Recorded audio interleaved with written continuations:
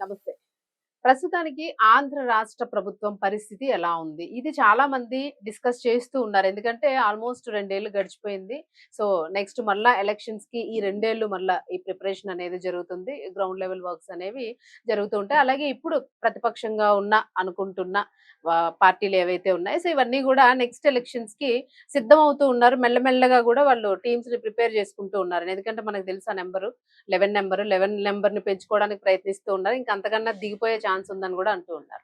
So, ప్రస్తుతానికి ground లెవెల్‌లో పరిస్థితి ఎలా ఉంది? అలాగే కూటమి ప్రభుత్వము ఇప్పుడు ఏదైతే ఉందో అది మళ్ళా నెక్స్ట్ టైమ్‌కి వచ్చే అవకాశం ఉందా? అదే ప్రభుత్వం వస్తుందా? లేదు దీనిలో ఏమైనా మళ్ళా చేంజెస్ మనం చూస్తామా? సో, ఇది మాత్రము గ్రౌండ్ లెవెల్ డిస్కషన్స్ జరుగుతున్నాయట. ఒకసారి మనం గూడా డిస్కస్ చేద్దాం. మనతో పాటు రాష్ట్ర అధికార ప్రతినిధి జనసేన నాయకులు కుసంపూడి శ్రీనివాస్ గారు ఉన్నారు. సార్ నమస్తే. యాక్చువల్‌గా అటా అని ఎందుకన్నానంటే జరుగుతున్నాయట అనేదే మా వరకు వచ్చిన వాస్తవం. జరుగుతున్న అక్కడ డిస్కషన్, ఇక్కడ డిస్కషన్ నెక్స్ట్ జనసేన పార్టీ అట్లానే ఉంటదా? లేకపోతే టీడీపీ అలాగే కూటమితోనే ఎళ్తదా? బీజేపీ గూడా ఇలాగే ఉంటదా? ఇంకేమైనా తన ఆధిపత్యాన్ని పెంచుకుంటదా? సో, ఇవి నడుస్తున్నాయి. సో, గతంలో చూసుకుంటే మీరొక ప్రెడిక్షన్ ఇచ్చారు ఎలక్షన్స్‌కి ముందు. కూటమే వస్తది అని. అందరికి బాగా గుర్తుంది. నాకైతే డామ్ ష్యూర్‌గా గుర్తుందది. సో, ఇప్పుడు గ్రౌండ్ లెవెల్‌లో ఎలా ఉంది? నెక్స్ట్ ఎలక్షన్స్‌కి మనం ఏం ఎక్స్‌పెక్ట్ చేయొచ్చు అని? ఒకటమ్మా నేను అంటుంది ఏదైనా సరే రాష్ట్రంలో పార్టీలు కూటమిగా ఏర్పడుతున్నాయంటారు కదా. హ్మ్. ఏర్పడినా కూటములుగా విడిపోయినా కూడా ఆ! అది నాయకులు నిర్ణయించరు, ఆ! పరిస్థితులు నిర్ణయిస్తాయి. దేశంలో అన్ని చేంజ్ అయ్యాయి. మీ నగలు కూడా చేంజ్ చేయండి. మీ పాత నగకు గ్రాముకి 150 రూపాయలు ఎక్స్ట్రా పొంది కొత్త నగలు తీసుకోండి. అదే తక్కువ తరుగుకు మీ లలితలో మాత్రమే.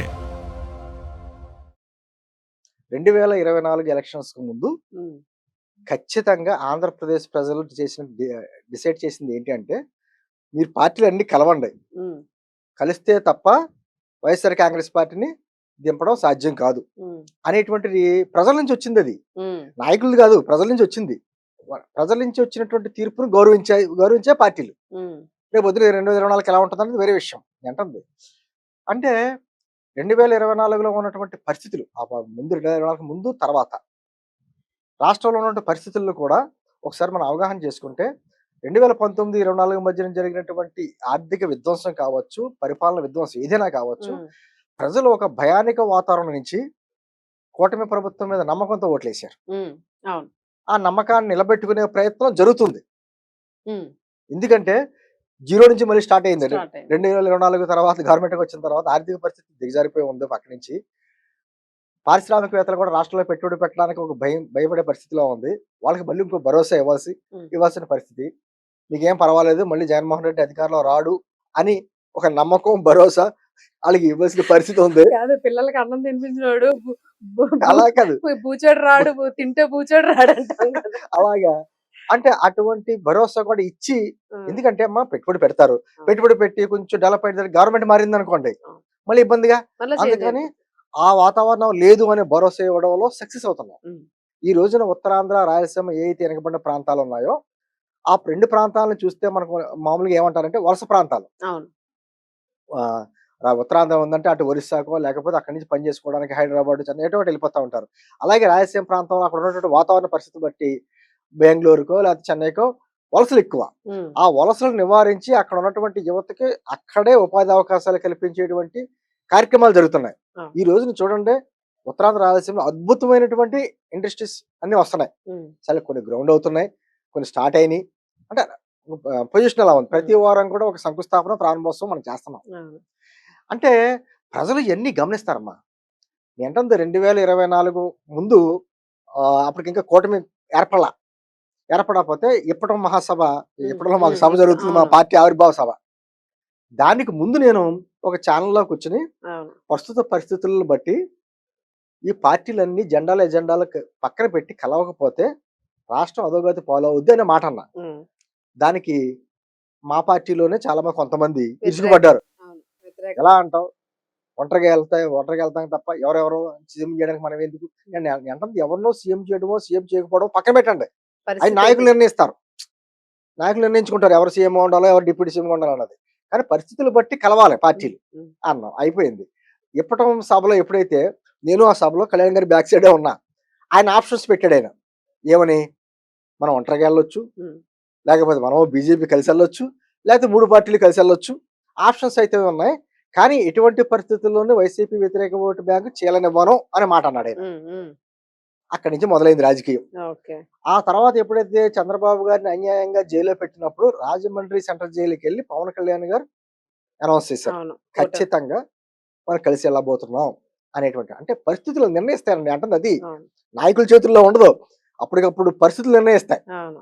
ఎందుకంటే అలా కలిసి వెళ్ళకపోతే ఎవరికి వాళ్ళు పోటీ చేస్తుంటే ఎన్నో కొన్ని సీట్లు అందరికీ వస్తాయి. అవును. తర్వాత కొన్ని వచ్చుండేవి. మధ్యలో పట్టిపోతాడు మళ్ళీ. అవును. అవును. ఈసారి రాష్ట్ర పరిస్థితి ఏంటి? ఏంటంది, ఈ 2024 తర్వాత 2 సంవత్సరాలు అయింది కదా, ఇప్పటికే ఒడిదుడుకులు ఎదుర్కొంటున్నాం కదా. ఉమ్, 2029లో మీ పరిస్థితి ఏంటి? ఇందాక అడిగిన దాంట్లో, మీ ప్రశ్న అడిగిన దాంట్లో అవును. అదే కదా. అంతే కదా. అదే. ఎందుకంటే అంటే అప్పుడు మీరు వ్యతిరేకతను ఎదుర్కొన్నారు. ఈసారి ఏం చెప్తారు? ఈసారి ఎలాంటి ప్రెడిక్షన్ కదా, రెస్పాన్స్? ప్రెడిక్షన్ అంటే జరుగుతున్న ప్రెడిక్షన్ వాతావరణం కాదు. బట్టి, గ్రౌండ్ జరుగుతున్న లెవెల్‌లో వాతావరణం బట్టి ఏముండదు. గ్రౌండ్ లెవెల్లో కొన్ని ఇబ్బందులు ఉన్నాయి. హ్మ్. ఖచ్చితంగా ఇబ్బందులు ఉన్నాయి. అంటే చంద్రబాబు గారు, పవన్ కళ్యాణ్ గారు, లోకేష్ గారు కష్టపడుతున్నంతగా హ్మ్. కొంతమంది ఎమ్మెల్యేలు కష్టపడట్లేదనేది హ్మ్. వాస్తవం. అవును. వాళ్ళ మీద ఆల్రెడీ పదే పదే చంద్రబాబు గారు, పవన్ కళ్యాణ్ గారు ఎవరి పార్టీ నాయకులు వాళ్ళని హెచ్చరిస్తున్నారో, కూర్చోబెడుతున్నారో, అవును. మాట్లాడుతున్నారు. పర్సనల్ ఇలాగే ఉంటే ఎజెండాలు ఉండకుండా ఆ పార్టీ కోసం ఇలాగే ఉంటే మీ మీద కఠిన చర్యలు ఉంటాయని చెప్తున్నారు, వార్నింగ్లు ఇస్తున్నారు. ఈ రకరకాల జరుగుతున్నాయి. ఏంటంది, అవన్నీ సరి చేసుకుంటా ఒక పక్కన, అంటే రాజకీయ వాతావరణం సరి చేసుకుంటా ఒక పక్కన, ఒక పక్క నుంచి రాష్ట్రాన్ని నిలబెట్టాలి అంటే పరిశ్రమలు రావాలి, కేంద్ర ప్రభుత్వం నిధులు తీసుకురావాలి, మనం ఇచ్చిన మాట ప్రకారం అమరావతి కంప్లీట్ చేయాలి, పోలవరం కంప్లీట్ అవ్వాలి, ఒక పక్క నుంచి ఇరిగేషన్ ప్రాజెక్ట్స్ అన్ని కొద్ది కొద్ది కంప్లీట్ చేసుకోవాలి. రాష్ట్రంలో ఆర్థిక పరిస్థితి చూస్తుంటేనేమో దిగజారిపోయి ఉంది. హ్మ్. అందరినీ సాటిస్ఫై చేయాలి. పైగా ఎక్కడా కూడా సంక్షేమం ఆగకూడదు. అవును.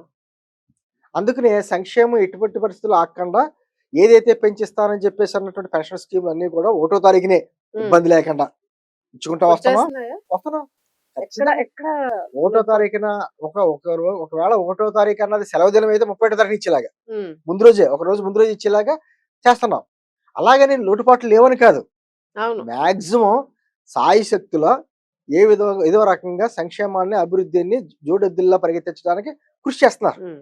ఈ రోజు ప్రతి వారం ఒక శంకుస్థాపన జరుగుతుందమ్మా. హ్మ్. ప్రతి వారం లేదా ఒక ప్రారంభోత్సవం జరుగుతుంది. అవును. రాయలసీమ కానీ, ఉత్తరాంధ్ర కానీ, కోనసీమ, ఆ ప్రాంత పరిస్థితులు, ఆ ప్రాంతాల్లో లభ్యమయ్యే వనరులను బట్టి హ్మ్. అక్కడ పరిశ్రమలు ఏర్పాట్లు చేస్తున్నాం. హ్మ్. ఏంటంది, ఒకే ప్రాంతం నుంచి పాలన, 3 ప్రాంతాల అభివృద్ధి. అవును. అదే మా ఎజెండా. హ్మ్. ఇలాగే కంటిన్యూ అవుతే, ఎందుకంటే ఇంకా ఇంకో 2 సంవత్సరాలు ఉంది. అవును. లాస్ట్ ఇయర్ ఎప్పుడు కూడా ఏమంటారంటే ఎలక్షన్ ఇయర్ అది ఇంక వదిలేస్తా. దాన్ని ఒక సంవత్సరం వదిలేస్తాం మనం వదిలేస్తారా, అప్పుడు ఆటోమేటిక్‌గాను. సో, ఇంకా మన మీకు చేతిలో ఉండదు. సంవత్సరంన్నర ఉన్నట్టా ఇంకా? 2 సంవత్సరాలు ఉందిలేండి. ఆ! 2 సంవత్సరాలు ఉంది. ఈ 2 సంవత్సరాల్లో మిగతా కార్యక్రమాలు మనం ఏవైతే హామీలు ఇచ్చామో హామీలు నెరవేర్చుకుంటూ వెళ్ళాలి. మళ్ళీ డెవలప్‌మెంట్‌కి చూపించి హ్మ్. అధికారులు అవ్వాలి. రావాలి. మరి 2024లోని జగన్మోహన్ రెడ్డి చేసిన తప్పులు చూపించి అధికారంలో వచ్చే పరిస్థితి ఉండదింకా. ఆ! మీవి మీరే అది చూపించాల్సుంటది. 2024లో చెప్పారు. జగన్మోహన్ రెడ్డి ఇది నాశనం చేశాడన్నారు. మీరు అధికారంలోకి వచ్చారు. మీరేం చేశారు అని అడుగుతారు ప్రజలు. అవును. అందుకని ఎగ్జాక్ట్. ఖచ్చితంగా డెవలప్‌మెంట్‌ని చూసి రావాలి. అందుకు నేను ఏంటనంటే, కొంతమంది ఎమ్మెల్యేలు, ఆ!